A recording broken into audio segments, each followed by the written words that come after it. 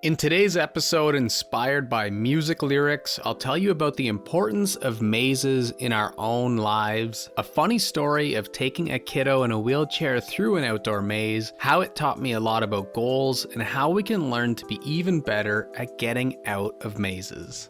There are many tools that help us learn to live a good life. Some are more obvious, but others are a bit hidden. I find song lyrics is one of those sneaky tools that can teach us a lot about life.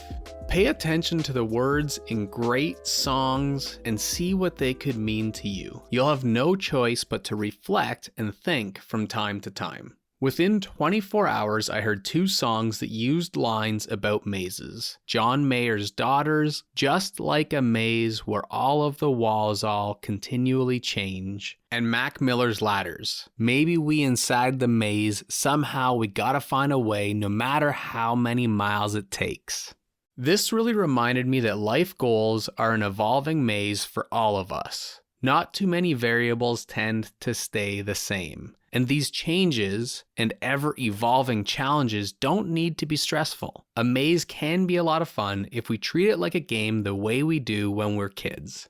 As kids, we love dragging a finger through the maze in a book or a placemat. It can be fun to trace a pencil into one wall and then another until we find a way to whatever the end goal is. Once upon a time, I worked previously as a support staff for a little girl without legs, and I remember we took a group to the park that had a massive, record-setting, natural maze designed from bushes and corn. Now, everyone advised I not push the wheelchair in, but she wanted to go so badly that I decided to give it a go. Now, there are many lessons that I learned here about resilience, vulnerability, shame, and failure, but let's stick to the maze concept. Once we got about 2 minutes in, I realized A, the ground was a lot more wet in the actual maze than outside, and B, we were actually lost. Now, she was a smart kiddo, but she was about 7 and confined to the chair that I was pushing. While this story would take probably about 45 minutes to tell in real time, I'll summarize by saying, finding our way out pushed us beyond our comfort zone into an optimal amount for actual growth. It took a long time and we were frustrated, regrouped, stayed calm, and continued on. Eventually the wheels got so stuck in the mud that she had to hop out and swing by her arms for the rest of the maze. Tough little girl is an understatement, but I had to be tough too. She had a premium heavy-duty wheelchair, not some pop-up stroller that I carried, sometimes overhead, for the remainder of our challenge. The short version is that through all of the twists and turns, the ups and downs, we made it out. Now, I can't speak for her,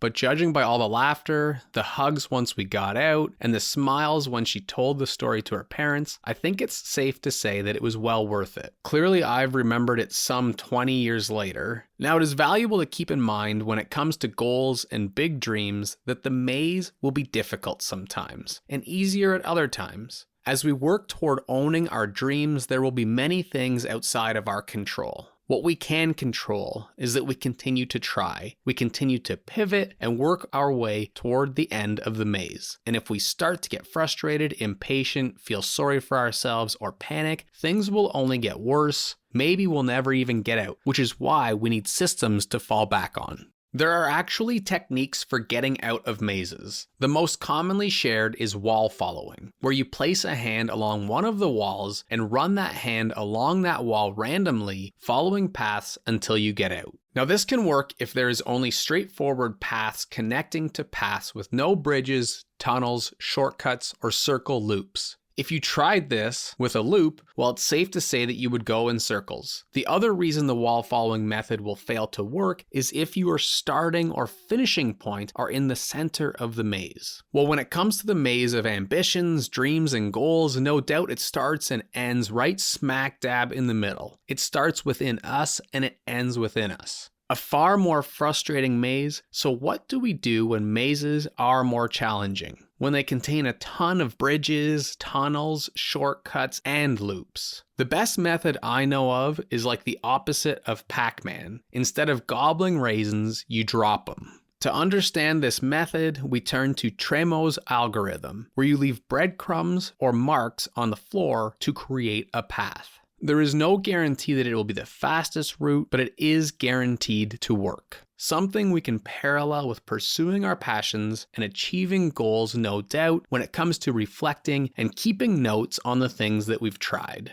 You know the saying, fool me once, shame on you, fool me again, shame on me. Well, that's a way to remember this system. You follow a path, leaving a trace. Every time you get to a junction, you pick your next entrance based on these 3 rules. 1. If only the entrance you just came from is marked, pick an arbitrary unmarked entrance. 2. Pick the entrance you just came from unless it is marked twice. And 3, pick any entrance with the fewest marks, 0 if possible, or else 1. An entrance of a passage is either unvisited, marked once, or marked twice. The algorithm works according to the following rules. The turn around and return concept effectively transforms any maze with loops into a simply connected one. Whenever we find a path that would close a loop, we treat it as a dead end and return. But without this rule, it would be possible to cut off one's access to still unexplored parts of a maze if, instead of turning back, we arbitrarily picked another entrance. Now, if you're anything like me, then that could have gone over your head. It's still a little hard for me to piece it all together, but if you want to learn more about the actual math application or understand this deeper from an actual literal getting out of a maze situation, then feel free to Google it. But I really wanted to point out that we use terms like a maze in lyrics because we connect with the concept. We've all been there in some capacity,